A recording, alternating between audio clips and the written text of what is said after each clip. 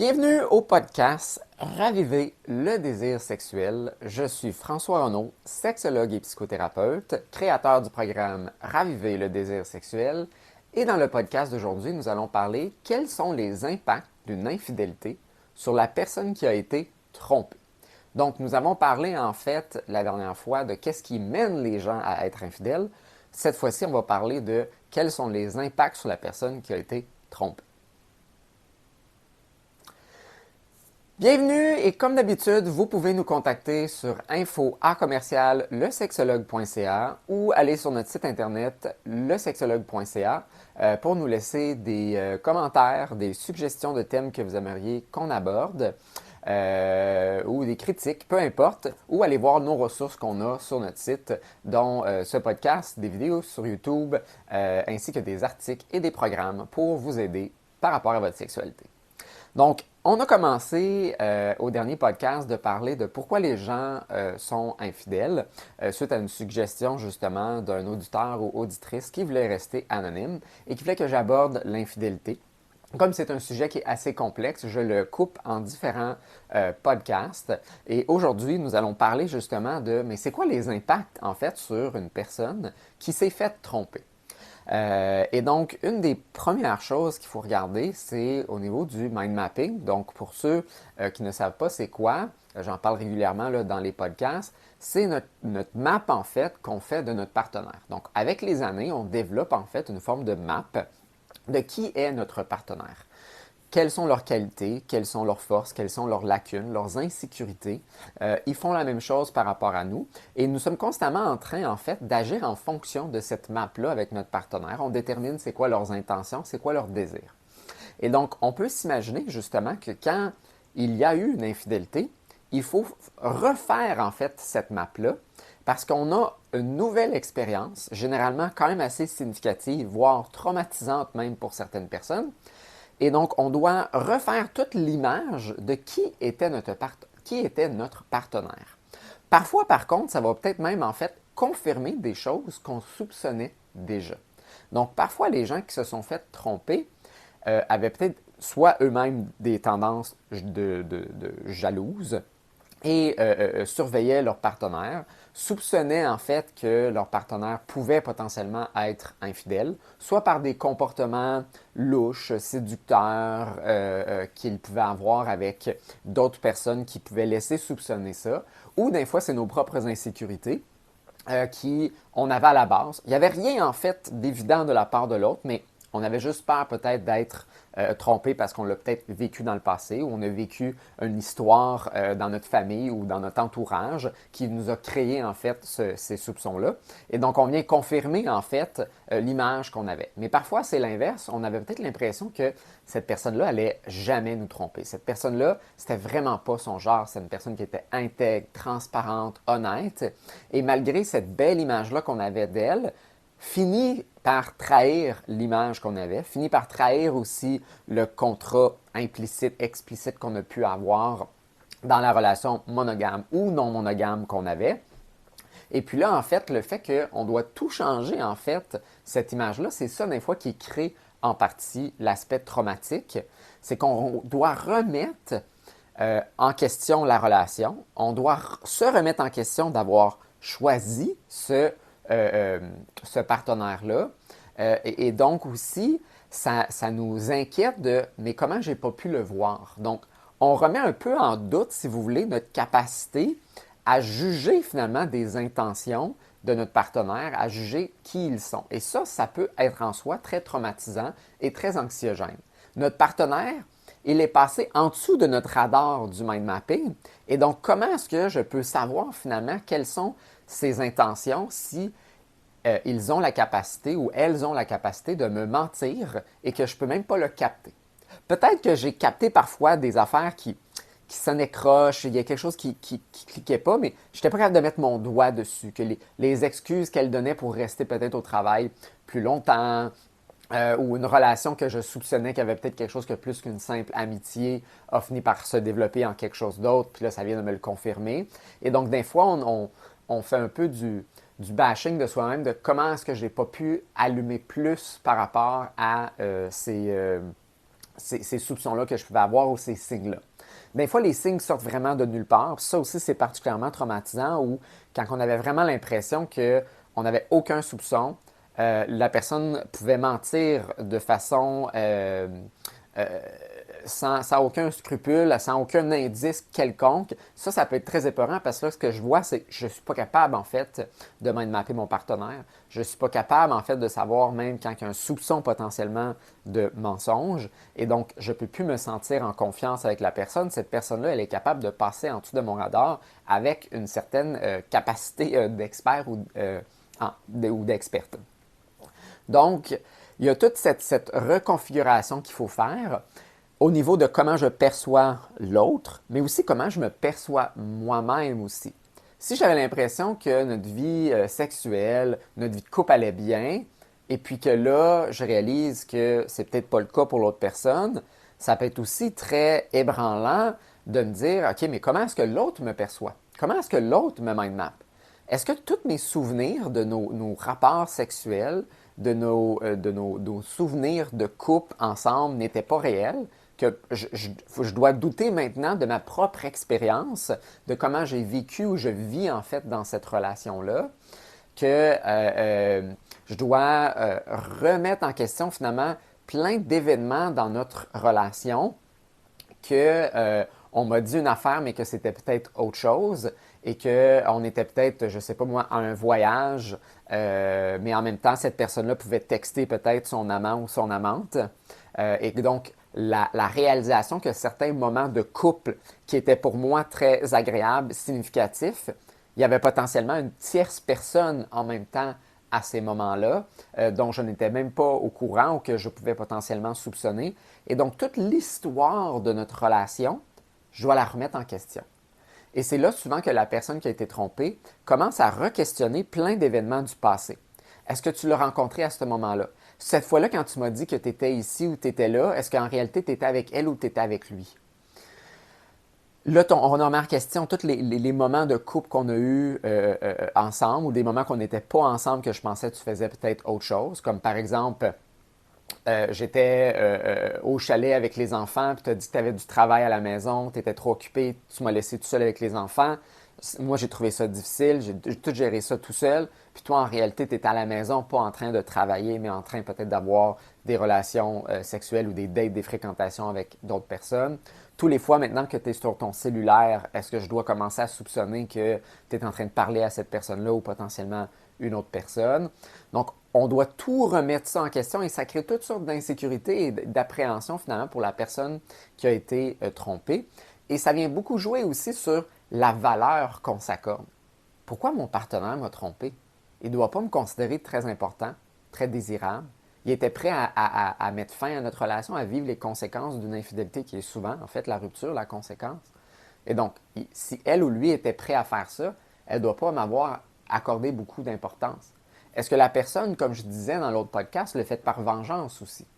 Est-ce qu'il y a des frustrations, de l'amertume, du ressentiment? Comment la personne justifie la raison pourquoi elle est infidèle a aussi un impact sur la personne qui a été trompée.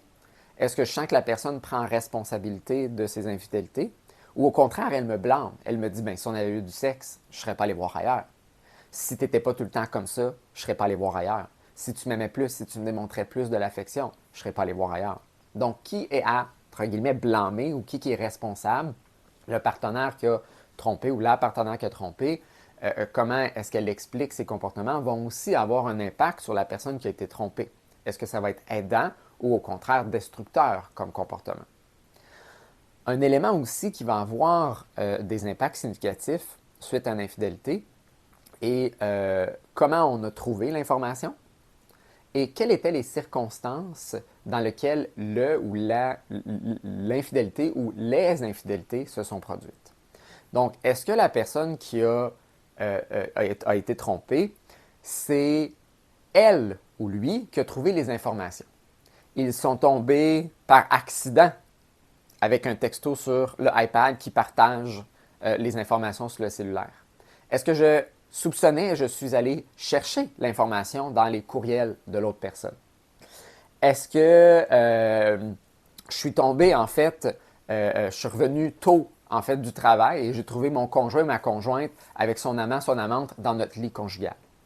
Qui est cette personne-là aussi? Est-ce que c'est quelqu'un de notre entourage? C'est un inconnu. C'est un collègue de travail. C'est un membre de ma famille. Un ami proche. Donc, les circonstances dans lesquelles ça s'est produit et les circonstances dans lesquelles on trouve l'information aussi est significatif. Est-ce que quand je confronte mon ou ma partenaire par rapport à l'information, la personne nie, même avec des preuves quand même assez tangibles et concrètes? Est-ce que j'avais déjà des soupçons pendant des mois et que je le mentionnais et que l'autre, en fait, prétendait qu'il n'y en avait pas finalement d'infidélité et que des mois plus tard, voire des années plus tard, la personne, on réalise, a été infidèle tous ces temps-là qu'on la soupçonnait, mais qu'elle continuait à mentir sur la situation? Est-ce que ça s'est passé une fois? Est-ce que ça s'est passé sous l'état de l'ébriété? Est-ce qu'il y a de l'affection, de l'amour associé à cette relation-là? Est-ce que c'est avec plusieurs partenaires? Pendant combien de temps que ça s'est passé? Toutes ces circonstances-là donnent un sens à l'infidélité qui va être différente selon notre propre vécu, notre propre perception de la sexualité, de l'amour, de notre relation, de l'autre, de nous.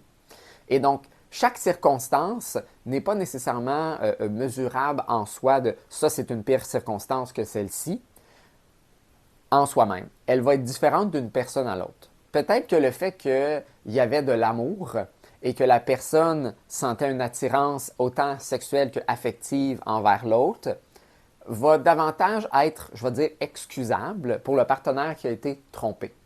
De hey, si tu avais des sentiments pour cette personne-là, ça a dû être important pour toi d'aller t'investir dans cette relation-là.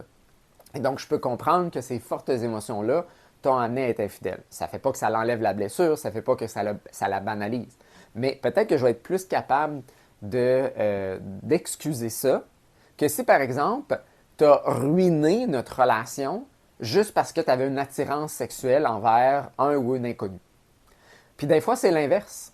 De dire, c'est beaucoup plus menaçant que la personne soit en amour ou avec de l'affection pour quelqu'un d'autre, pour notre relation, que si c'était juste une affaire d'un soir puis que c'était un peu insignifiant, je suis peut-être plus capable de pardonner ou d'excuser peut-être ce comportement-là. Fait que d'une personne à l'autre, en fait, ça va changer. Qu'est-ce que je trouve plus problématique, plus une trahison à notre relation? Et donc, il faut regarder les circonstances dans lesquelles ça s'est passé. Comment est-ce que j'ai trouvé l'information? Est-ce que c'est mon ou ma partenaire qui m'a trompé, qui me l'a avoué, qui me l'a dit? Combien de temps ça leur a pris pour me le dire? Est-ce qu'il y a eu un échappement, un moment donné, un moment qu'il y a eu une connexion avec quelqu'un d'autre, sexuelle ou affective? Ça s'est passé. Tout de suite, je l'ai annoncé à l'autre, je ne me sentais pas bien. Je voulais être transparent avec ce qui s'était passé. Je prends conscience et connaissance des conséquences, je me responsabilise, ou au contraire, je dois tirer en fait les verres du nez de l'autre personne, puis l'autre me donne le moins d'informations possible, me blâme, m'aide pas à guérir, me dit que j'exagère, que c'est pas si pire que ça. Donc, est-ce que je sens que j'ai un allié avec moi? Est-ce que je sens que j'ai quelqu'un qui m'aide par rapport à ça? Ou au contraire, qui est constamment en train de me blâmer, puis de vouloir nier, puis de me donner le moins d'informations possible. Et donc ça va tout changer l'impact que ça va avoir sur la personne qui a été trompée. Quand on se fait tromper, en fait, les symptômes qu'on va souvent voir chez la personne ressemblent souvent à un choc post-traumatique. Donc, les chocs post-traumatiques, c'est quelque chose qu'on peut avoir quand on a un événement quand même assez significatif qui est traumatique, comme par exemple une agression sexuelle, un vol au fusil, avoir vécu de la violence physique importante, quelqu'un qui va à la guerre. Donc, souvent, ces gens-là sont plus anxieux, plus irritables. Ils ont des flashbacks, en fait, de ces événements-là traumatiques. Dans le cas ici de l'infidélité, tu n'as pas des flashbacks peut-être des infidélités, mais peut-être le moment où ce que tu as appris en fait la situation. Et donc, ça peut créer en fait un environnement ou un sentiment pour la personne qui a été trompée au quotidien qui est quand même assez nuisible à sa santé mentale et qui peut être difficile de surmonter. Il y a beaucoup de colère, de rage, un sentiment d'injustice qui se passe à ce moment-là. Parfois, le désir aussi de vengeance chez la personne qui a été trompée. Donc, il n'est pas rare, en fait, que la personne qui a été trompée veut aller tromper en retour pour rééquilibrer, en fait, la dynamique de pouvoir qui vient de se créer. Souvent, on a l'impression que la personne qui a été trompée a un certain pouvoir dans la relation, où là, elle ou lui peut reprocher à l'autre l'infidélité. Et c'est souvent, en fait, une stratégie qui est utilisée, où ce que tout et rien est une raison d'évoquer l'infidélité pour justifier leur propre comportement. Donc, si eux font quelque chose de pas correct, ils peuvent ramener un peu l'argument en disant « Ouais, mais toi, tu as été infidèle ». Là, toutes sortes de comportements néfastes, destructeurs, malsains dans la relation deviennent justifiés à cause de l'infidélité. Ou ma propre infidélité est justifiable par ton ou tes infidélités que tu as eues. Donc, il y a une tentation souvent de retrouver cet équilibre-là parce que la personne, en fait, qui prend un certain pouvoir dans la relation, c'est la personne qui a été infidèle. Et donc, souvent, la personne qui s'est faite tromper perd un peu en statut, si vous voulez, et tente de regagner un peu cette situation-là. Parce que la personne qui a trompé, c'est elle qui a eu le pouvoir d'aller voir ailleurs. Ça faisait peut-être des années qu'on n'avait pas de relation sexuelle, ben moi, je suis allé le chercher ailleurs. Donc, il y a un gain de pouvoir à ce niveau-là, et donc, l'autre personne peut se sentir indésirable, pas aimée, pas respectée, trahie, dans l'injustice, la rage, la colère, et que c'est elle ou lui qui vit en fait les conséquences de l'infidélité, et que cette personne-là, en réalité, n'en vit pas vraiment.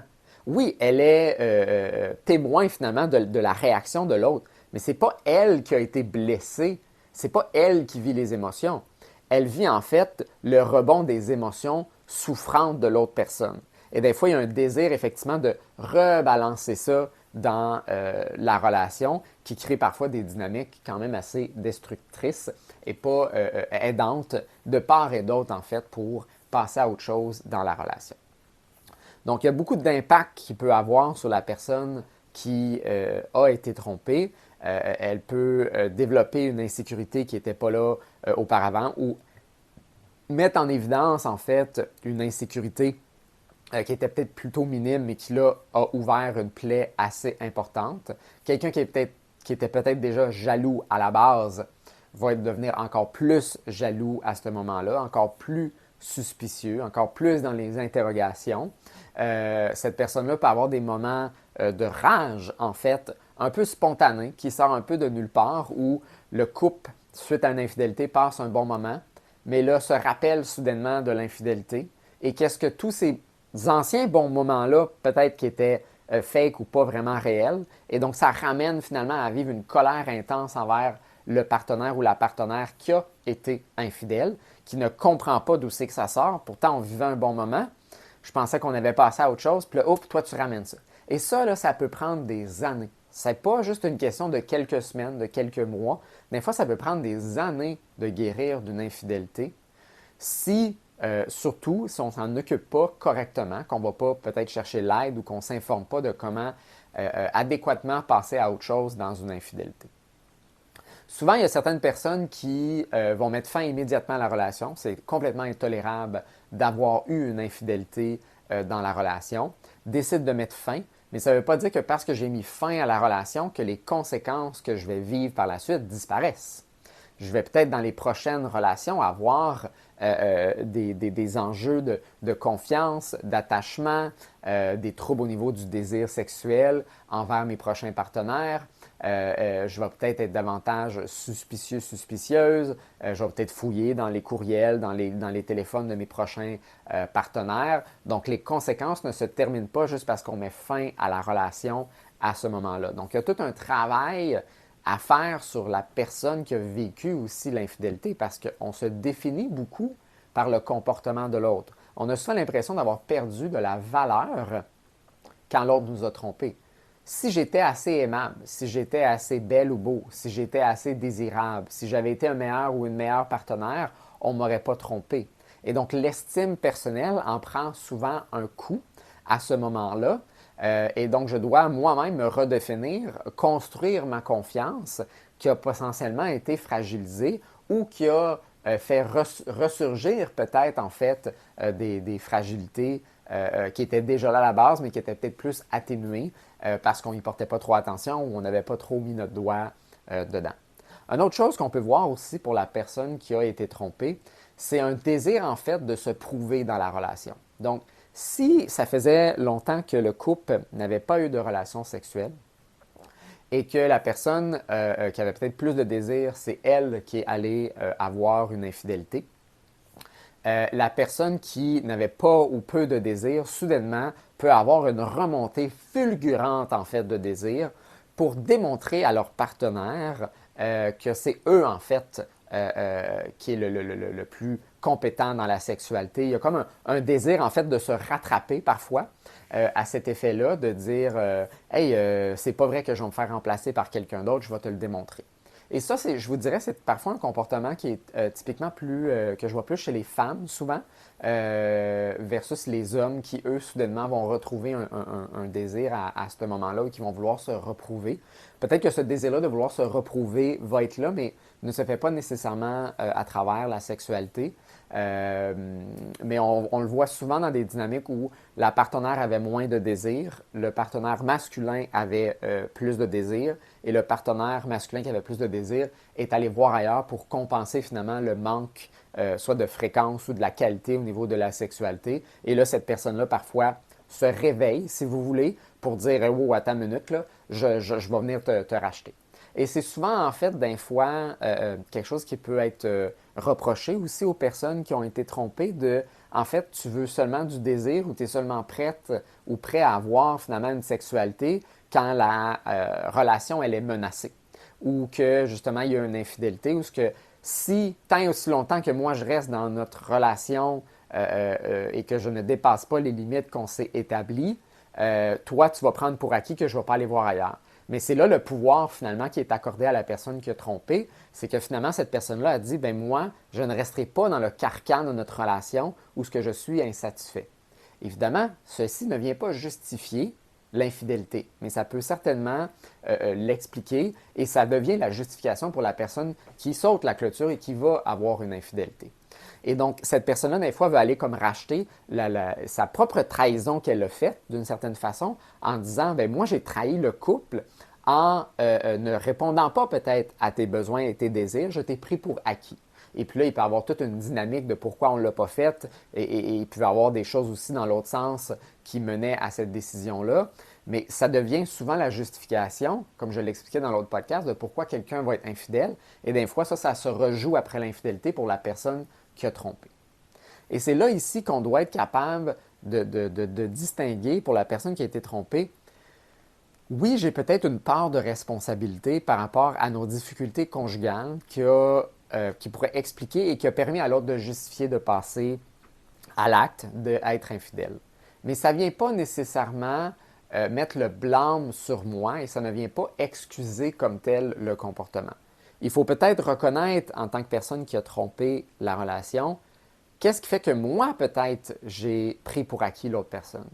Que je me suis dit que l'autre, finalement, c'est pas grave si elle allait souffrir dans ses insatisfactions, puis que moi aussi, je souffrais peut-être à ce moment-là pour d'autres raisons, mais que l'autre, finalement, a décidé de dire, ben moi, je me sens trahi, je me sens pris dans cette relation-là, je vais aller voir ailleurs. Et donc, il y a peut-être aussi une prise de conscience à prendre, à reconnaître. Mais ça ne vient pas, comme je le dis et je le répète, justifier le fait que l'autre est passé à l'acte. L'autre avait le choix de faire autre chose. De ne pas passer par un acte qui allait amener, en fait, une problématique encore plus importante dans la relation. Parfois, ces personnes-là ont l'impression que c'était la seule solution, qui en avait parlé, qui en avait, ils ont dit on pourrait aller en thérapie, on pourrait travailler ça, mais qui sentent que l'autre, il n'y a rien qui les fait bouger sauf la rupture ou une infidélité, et ils ont décidé d'aller dans ce sens-là. Et donc, tous les impacts qu'une infidélité peut avoir peuvent prendre des années à s'en remettre. Évidemment, ça peut aller en crescendo vers le bas ou ce que ça diminue avec le temps. Ce n'est pas tout le temps aussi intense, mais des fois, ça ressurgit. On peut avoir des flashbacks, on peut avoir des rages de colère spontanées. On peut être plus irritable, plus insécure, plus anxieux. Même si on met fin à la relation, ça ne veut pas nécessairement dire qu'on va passer à autre chose par la suite.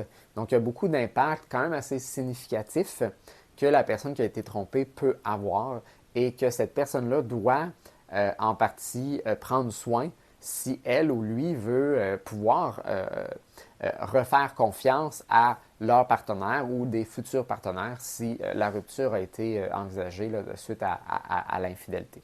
Puis il y a tout un questionnement aussi de la personne, par exemple, qui reste dans une relation suite à une infidélité. Il y a beaucoup le jugement extérieur. Il y a une forme de culpabilité de je suis resté dans un couple où on m'a trompé, on m'a trahi. Qu'est-ce que les gens vont penser de nous si ça s'est su? Il y a aussi ça, en fait, le contexte, je ne l'avais pas abordé, mais tout le contexte de qui était au courant, qui m'en a parlé. Est-ce que c'est un ami qui me l'a averti? Est-ce que le frère ou la sœur était au courant mais ne me l'a pas dit? Puis que j'ai de l'air d'être la personne là, qui n'était pas au courant de rien mais que tout le monde était au courant. Donc ça aussi, ça joue sur les circonstances, la dynamique que ça peut avoir. Donc qui était au courant. Mais toute cette question-là de si je reste dans la relation, les gens, ils vont penser quoi de moi? Des fois aussi, je peux me sentir très tout seul parce que je ne veux pas en parler. Je ne veux pas avoir la honte d'être la personne qui a été trompée dans notre groupe d'amis, par exemple, qu'on ramène, tu sais, qu'on parle de ça, mais là, tout le monde est au courant de notre infidélité, mais on reste ensemble. Puis souvent, des fois, les gens se disent avant une infidélité, moi, s'il y a une infidélité, c'est sûr que je mets fin à la relation. Mais quand ça fait des années qu'on est avec quelqu'un, qu'on a peut-être des enfants, on a peut-être des acquis financiers comme une maison, un chalet, un auto, etc., que le divorce ou la séparation va coûter particulièrement cher ou ça va être compliqué, que la garde des enfants, ça va être compliqué, etc. Souvent, des fois, notre perception initiale de vouloir mettre fin à une relation suite à une infidélité peut changer. Et donc, il y a toute une bataille interne de hey, je me suis toujours dit que moi, je ne serais jamais là-dedans, mais là, je me sens tellement pris que je n'ai pas le choix de continuer puis de travailler cette infidélité-là, même si je ne le veux pas. Ça m'est déjà arrivé, moi, d'avoir quelqu'un qui disait si je n'avais pas d'enfant puis que je ne voulais pas perdre la garde à la moitié, d'avoir une garde à moitié finalement de mon enfant, ça ferait longtemps que j'aurais quitté cette relation-là.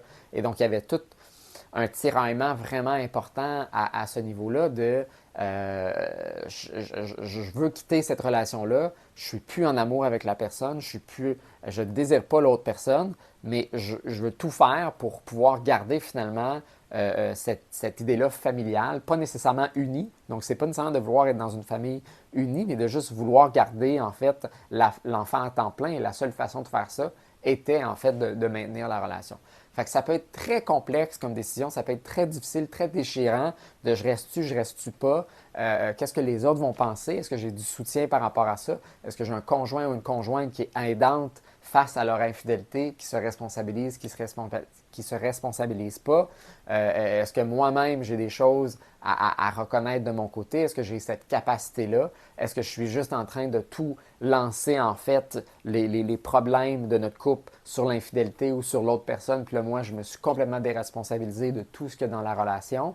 Est-ce que moi je vais continuer dans cette relation-là dans une perspective de reconstruire, rebâtir en fait une confiance, retrouver une sexualité, un couple satisfaisant, ou au contraire je reste mais à mes propres dépens, mon propre dépit et j'en fais souffrir l'autre dans la vengeance pour des années à venir.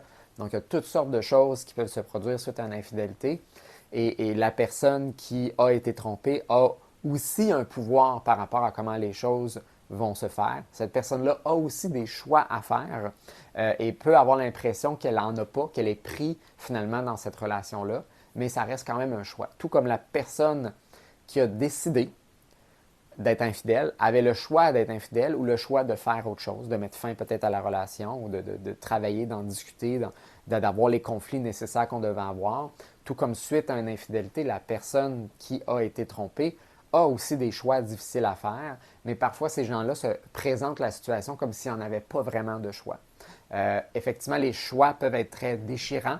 Ça se peut que chacun des choix ne nous intéresse pas dans toutes les circonstances qu'on peut avoir, dans toutes les manières qu'on tente de le tourner, mais qu'en bout de ligne, ça reste quand même un choix de mettre fin ou de continuer la relation et comment aussi on veut continuer cette relation-là, que ce soit dans la rupture ou dans la continuité là, de la relation.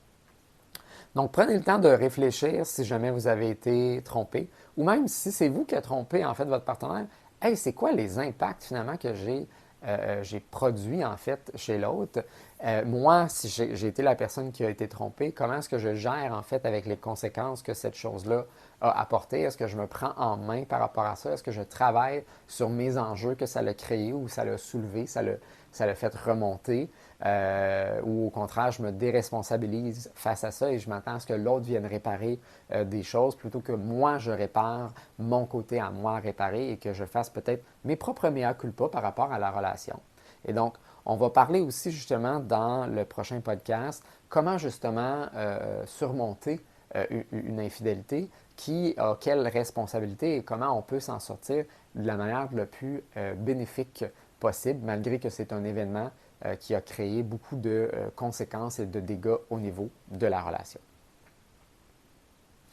Merci de nous avoir écoutés une autre fois au podcast Raviver le désir sexuel. Je suis François Renaud, sexologue et psychothérapeute, créateur du programme Raviver le désir. Vous avez des questions, des commentaires, vous voulez avoir plus d'informations sur la sexualité, n'hésitez pas à nous visiter sur le site lesexologue.ca ou de nous écrire à info@lesexologue.ca. On se voit une prochaine fois.